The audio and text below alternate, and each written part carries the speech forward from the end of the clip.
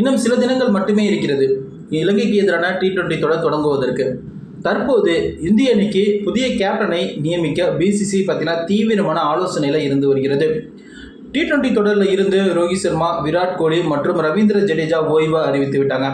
Senior வீரர்கள் இல்லாமல் இலங்கைக்கு எதிராக T20 தொடரை அடுத்து வழி நடத்த போறது யாரு அப்படிங்கிற மிகப்பெரிய எதிர்பார்ப்பு எழுந்திருக்கிறது. 2026 T20 வேர்ல்டு கப் தொடரானது நடைபெற இருக்கிறது.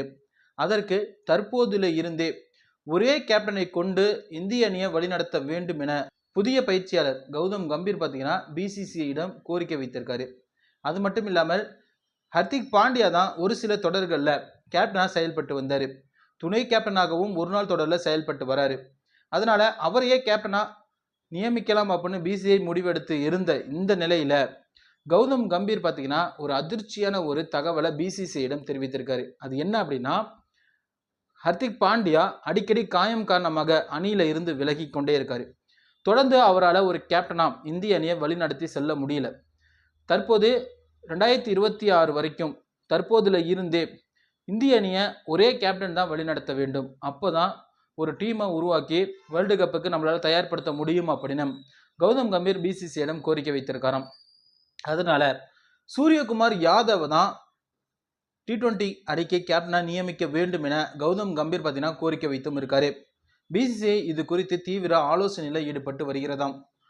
சூரியகுமார் யாதவ் ஏற்கனவே ஆஸ்திரேலியா மற்றும் சவுத் ஆப்பிரிக்காவுக்கு எதிரான தொடரில் கேப்டனா செயல்பட்டு தொடரை கைப்பற்றி கொடுத்தார் அப்படிங்கிறதும் குறிப்பிடத்தக்கது. 2024 IPL தொடரில் ஹர்திக் பாண்டியா கேப்டனா சரியான முறையில் செயல்படாதது எல்லோருக்குமே தெரிந்த ஒன்று தான்.